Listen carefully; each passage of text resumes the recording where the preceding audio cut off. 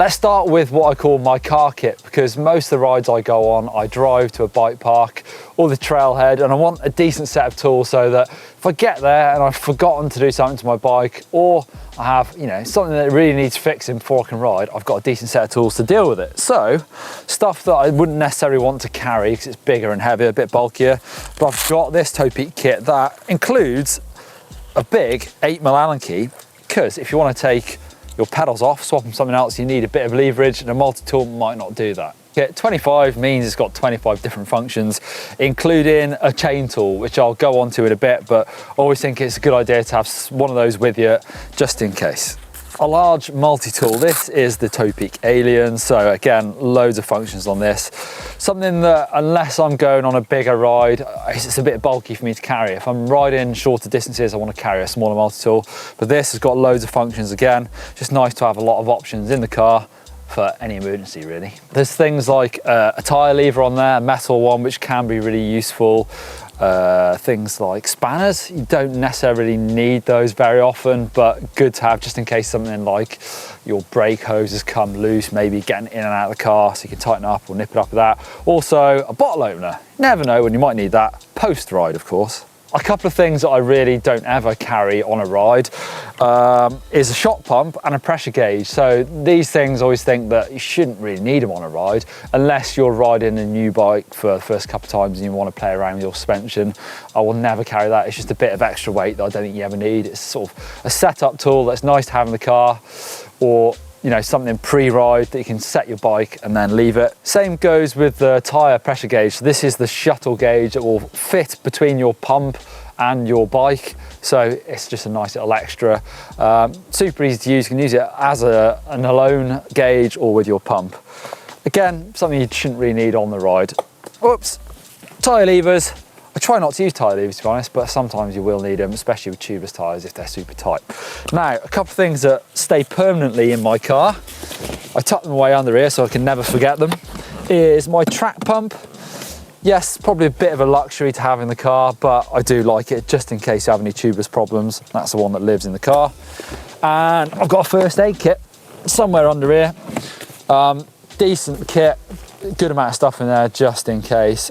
Something with first aid kit, you do need to keep on top of things. If you ever use it, try and replace the bits so that in case of emergency, you've got that tucked away. I've got a bag that I keep in the side as well, just with sort of odds and ends that you probably don't need very often, but just in case. Again, some tubeless sealant. Occasionally you have to top up your sealant and you've not realised until it's too late, you're out on the ride. Keep that there. I've got some more tyre plugs, so very useful for plugging tubeless tyres. Don't like to carry too many of those with me, so I'll keep a spare set in there. I've got one of those sort of waterproof bags. In there I keep all my lube, my chain lube, silicone, things like that. So if it leaks, it's not going to go everywhere in my car. Plus a rag and a spare set of gloves. For a really short ride, controversially, all I actually take is this, my mobile phone, because what I'm doing is accepting that I'm gonna go out for a ride, and if anything happens to my bike, I'm gonna have to deal with it and walk out of there and get back to my car, get back home, or get to help. And hopefully that's not gonna take too long. So I weigh up the risks. How far am I away from my car? If it's a 20-minute walk, I'll probably deal with it. I've got my phone in case I get hurt, or I've got a friend, hopefully it's gonna help me out. And then if something mechanically goes wrong with my bike, I'm just gonna have to walk out there, get to my car, and then fix it. The scale has gone up. Now I've got to a limit of I can't be bothered to walk all the way back to my car for a minor problem, so that's when I'll stick one of these in my pocket, round the belt of my shorts, or attach it to my bike. A multi-tool, so this is going to get me out of a lot of common problems. If a bolt comes loose that is going to cause my bike a bit of issues, I can just nip it up with this.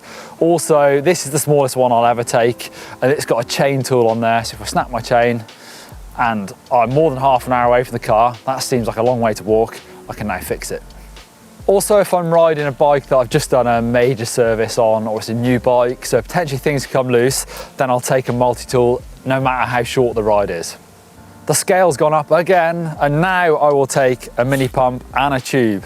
And I often just strap my tube to the bike, just because on that short ride, again, I don't necessarily want to take a bum bag or a backpack. I want to keep it as minimal as possible.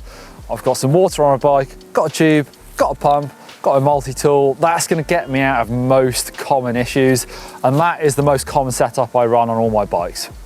You know what I also take on every ride?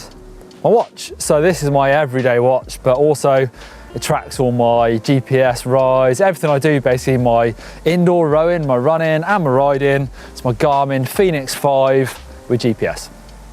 Whew, now we're getting into the realms of long rides, even getting up towards epic rides. And the first thing I would take with me, if you can find one, is a mate, because you never know what might happen. Sometimes you need just an extra person to help you out, or you help each other out when you get into spot or bother. And then it just starts going up the scale of taking more things, and I would definitely start taking rucksacks or bum bags if you can fit everything in there.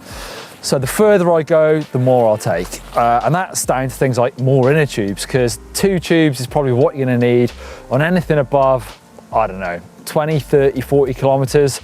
You never know when you might need 2 tubes. A gear cable, I will take that. I know it sounds stupid because you're not necessarily gonna need one of these, but it's so light, so easy to take. I have been on rides when a gear cable is snapped and then you're in trouble because you're stuck in one gear. You're probably going to need to take more than 1 water bottle as well if you can't refill it up en route. So a rucksack or a bum bag with a bladder inside means you can carry lots more water, plus a few essential spares like a mech hanger. That's something that's really going to strand you if you do break your mech hanger. So if you're going to be a long way away, like an hour plus walk from somewhere, then that's a good idea. Also a power link for fixing your chain.